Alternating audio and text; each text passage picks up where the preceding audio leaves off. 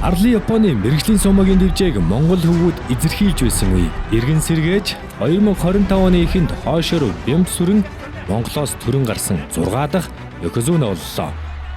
Гэвч монголчууд бид гарч өгдөггүй хөгжлийн гараан дээрээ зогссон хിവэр шинэ оны хөгдваа. Улс төрч ам орж эхлэн оны өмнөхөн оюун эрдний хамтарсан засгийн газрыг унгах яриа дэлсул байсан бол боддоор хэрэгжиж эхэлсэн. Улсын хурлын гишүүн Лодо Самбу нэг хүний дарангуулал үүсэж байна хэмээн оюун эрднийг огцруулах гарын үсэг цуглуулж эхлэв. Огцруулах бичигт шууд гарын үсэг зурсан ганц нэг гишүүдээс бусд нь байдлыг ажиж байх хугацаанд цагаан сар тулж засгийн газарт амьсгаа авах хугацаа олгосон. Гэвч хүүгийнх нь захим орчинд нийтэлсэн хэрээс хэтэрсэн тансаглал аавынх нь хинтийн голын мөсийг долоох шахам олж авсан улс төрийн замналыг үгүй хийн гэж санссангүй. Хэдэн зуун саяар хэмжигдэх орлогогүй хүүгийн тансаглалд сошиал орчинд эсэргүүцлээ илэрхийлж эхэлсэн олон нийтийн игдүүцэл Сүхбаатарын талбайд гартлаа өндрийг авч оюун эрднийг 21 жил гатсан гашуун сухад ганцмад бомбын хил холболтын ажлын нээлтийг хил дээр хийж байх яг тэр өдөр Сүхбаатарын талбай орлогоо нотлохыг шаардсан иргэдээр дүүрсэн байв. Орлогоо нотолж чадаагүй оюун эрдэнэ амьд үлдэх гэж ихэд хичээсэн ч төрсөн ахаас нь ялгаагүй хөрс хэрхэлж чуулганы эндэр дээрээс ажиллаа өг хэмээн зандарснаар мега төсөл мөрөөдсөн хамтарсан засаг унлаа. Хамтарсан засгийн газар харамсалтайгаар ингээд өндөрлж байгаад би одоо их харамсаж байна. Би энэ засгийн газрыг тултлан дэмжсэн шүү.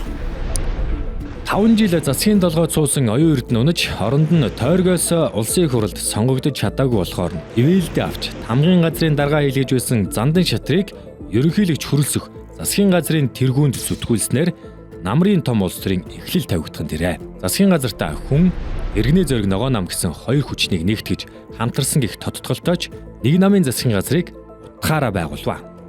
Төр чадварлаг бүтээмжтэй болж эдийн засагт төрийн оролцоогоо бууруулснаар хувийн хвшил тулгуурласан үр ашигтай хүртээмжтэй дархлаатай доктортой эдийн засгийн тогтолцоог төлөвшөх үе тоолго нэгднэ.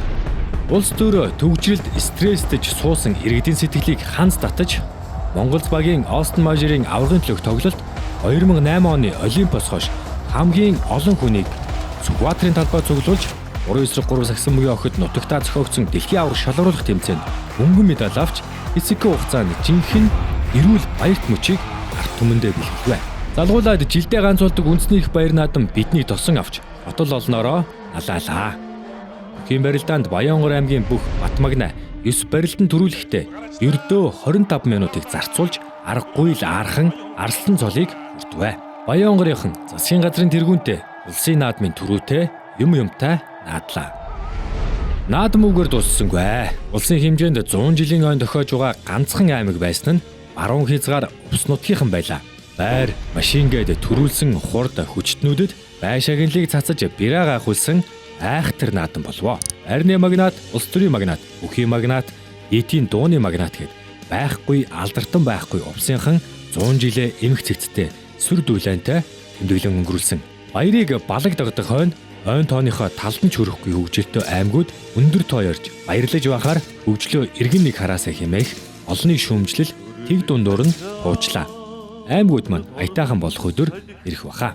Наадмын дараа намраа гэж урт амралтаас ухаан орж хичээл сургууль, ажил төрөл, замын төвжрэл, инфляц, татвар гээд эргээд л нөгөө хар бараан амьдрал биднийг ухтхан тэр.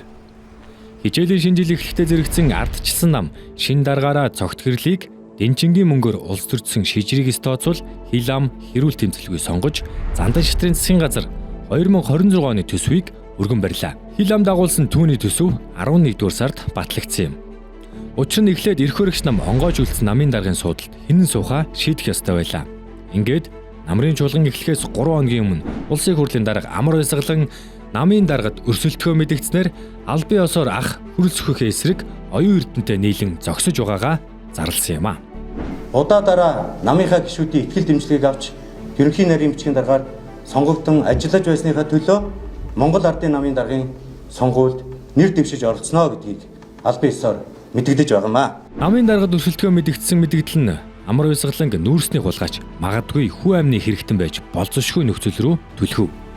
Улсын хурлын гишүүн инх баяр амар уйсгалан нүрсний хулгайд оролцсон хэмээн хэргийн материалаас гадуурх материалуудыг нийлүүлэн олон нийтэд хэргийн танилцуулга хийхэн тэр 100 гаруй жилийн түүхтэй хэмээн өнгөрж явдаг Монгол Ардын нам өмнө нь хэд хэдэн удаа дотроо хагарч байсан ч энэ удаагийнх арай өөр түвшнийх байлаа. Хүчээр эрх мэдлэр дутуу амар уйсгалан оюун эрдэнэ хоёр бохир тоглож баг хурлаараа амар уйсгалан дарга болгон араас нь ерөнхий сайд Зандан шитрийн засгийн газрыг дэмжээгүй дэмжихгүй гэх байнгын хорооны эргэлзээтэй саналаар унгаж бүх зүйлийг төлөвлөсөн ёсоор болгосон. Залуу үе цойлохыг Зандан шитэр хөрөлцөхнөр тэднийг зад дарахыг хүсэж байв. Эцсийн зогсоол үдсэн үйл. Улсын хурлын дарга ерөнхий сайд хоёр нь нэг өдөр нэгэн чөлөөлөгдөж нэг нь огцрохыг харсан анхны тохиолдлыг үдсэн бид үндсэн хуулийн цэцэн дүгнэлтээр огцорсон ерөнхий сайд нь эргээд эрхэн сэргсэн үйл явдлыг ч харж амжив.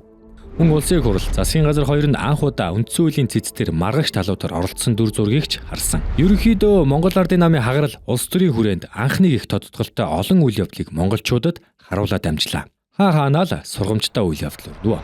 Улс төрийн хэрүүл тэмцэл үргэлжилж байх зур элийн цаана Монгол тамирчид маань бүгд найрамдах Солонгос улсын зохион байгуулдаг Physical Asia шоунд оролцож соёлын амнаас хэдэн тэрбумаар нь төсөвлөөд эх орноос сурталчилж чадаагүй ажлыг бүтэн дэлхийд аш томоор сурталчилж орхив.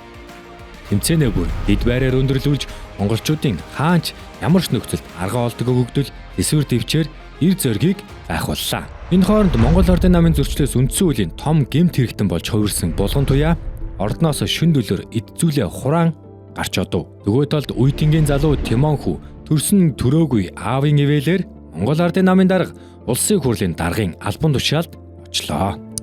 Ингээд эрх баригч намын том зөрчил нэг талдаа гарч эрх мэдлийн хуваарлалт нь ч дуусаж татварт дарлуулсан 72,000 аж ахуй нэгж тасалдаж байгаа шатхун таруулзан ядаж байгаа иргэдээ бодсон шийдвэр алхмууд хийх нүг гэтэл дахиад дэд сайд их албан тушаалын томилгоо оруулж ирэн олонний дургуутслыг хөргвэ. Дэд сайдуудын асуудлыг мартахынтал уйдлагын сонсголыг ахалсан төр хорооны дарга Бат найрамдал ордонд уйлсан цөөн хүмүүсийн нэг энэ удаагийн парламент дахь 3 дахь гишүүн болвоо.